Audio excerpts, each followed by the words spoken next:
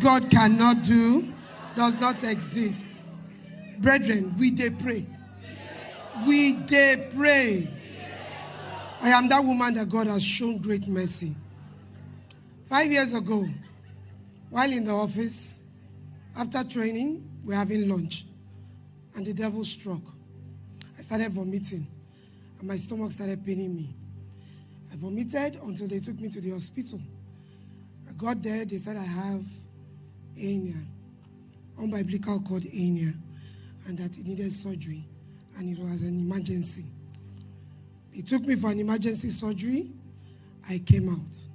After the surgery, I think 2 days after, I went to meet the doctor. I said, "Sir, what did you bring out?" He said, "You have belly fat. Mind what you eat." I said, "But they said it was hernia." He said, "No, mind what you eat. You can go home." I went home. 2 weeks after, I started swelling up. I went back again. They said, "It's what you are eating." I said, "What am I eating? Is it amala that I'm eating that is disturbing me?"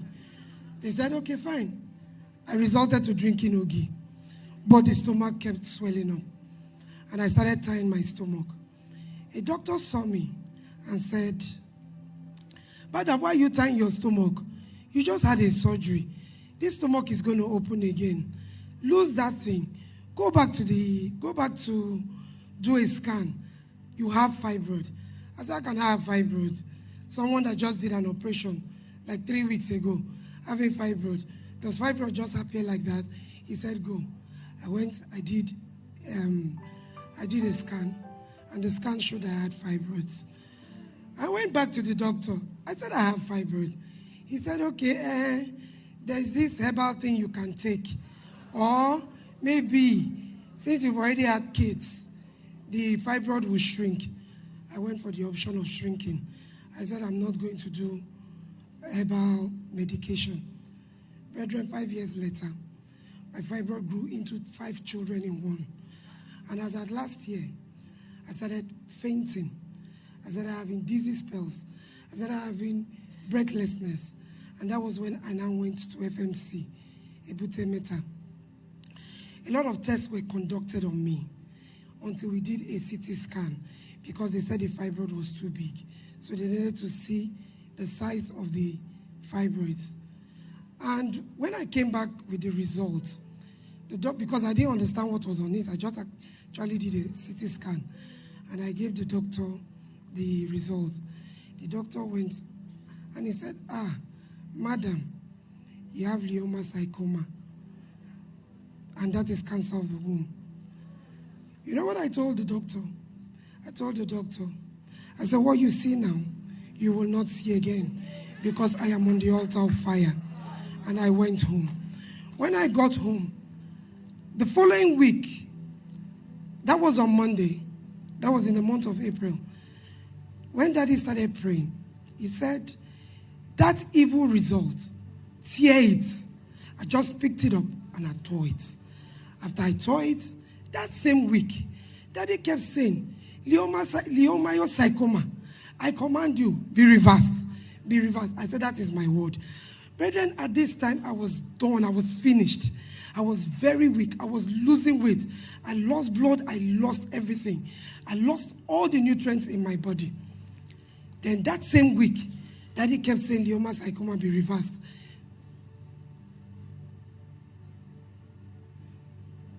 Are they playing now? "Leiomyosarcoma, be reversed. Leiomyosarcoma, be reversed."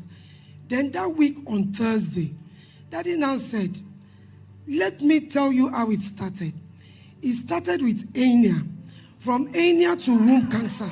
From womb cancer, it is spreading to other things. I said, I didn't know there were other things, but I only knew of the hernia, and I knew of the womb cancer and the fibroid that was there. I said, "That is my word. That means it is reversed." Fine. The surgery was scheduled to happen. I got to the hospital. I checked into the hospital. The first thing I did, I put my hands on the floor and I said, "Oh, Earth, you will not receive this body. My bones will not be scattered on the floor. My blood will not be spilled on the floor." And after that, I took charge of the ward. On the Wednesday before the surgery, Papa came again. He said, shake it off. I was shaking it. I shook off cancer. I shook off cancer. I shook off leiomyosarcoma. I said, wherever you are coming from, I don't even know your name. I'm only just trying to mention it. I shook it off. Then the operation was the surgery was on Thursday. Thursday, we went for surgery. And a surgery that was supposed to last 4 hours lasted 12 hours. And when the doctors came back, when I was taken back to the ward, all the doctors, including the senior consultants, they came back to check on me if I was still alive. And I was alive. As at that time, they had forgotten a tube in my nose. And the tube was there. Fine, no problem. I came back. The doctor said, you need to go and give a testimony because what we saw is more than what we expected. You had complications of different types. I was like, okay. I didn't say anything because I didn't know what it was because I was just trying to recover. Then after they left, I started gasping for breath. I was struggling. The matron was like, be careful, you just had a surgery so that it doesn't open again. It's a major surgery you just did. Then she said, why did they forget this tube in your nose? And I was already bringing muco. I was bringing out muco from my mouth. They were using hands to remove it. My sister was using everything she had to remove it. The matron said, no. She pulled off the tube. Immediately I said, thank you, Jesus. And that was how I came back to life. A week after, they'll be coming for ward rounds to check on you and all that. And the doctors now came the way they usually come because it's a general hospital. And the student doctor was reading my medical history because they were asked. So she read, and when she was reading it, she now, at the tail end, she left it there. She now said, all samples taken came back non-malignant, meaning that cancer is gone. Brethren, I have come to tell God thank you. Because... No, you don't understand. She was diagnosed of cancer by a CT scan. And they took samples from her to go and confirm and check how much it has spread. Because the result said the cancer has started spreading. But before then, she got a word. When they took the samples and they checked, they could not find the cancer again. The cancer disappeared. And that was it. 2 weeks after, they told me to come back to confirm that it was actually gone. Immediately, the doctor opened the result because they don't allow you see. It's a digital thing. He just opened it. He just said, Mary, congratulations. Which church do you go to? I said, I mentioned my church, and I said, I'm also online on church. He said, you they go internet church? I said, yes, NSPPD. That was where I got my word. And he said, when you leave this hospital, go back to that place.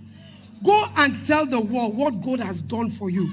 Because even me, myself, as a doctor, when I saw that scan result, the CT scan, I knew it was not good.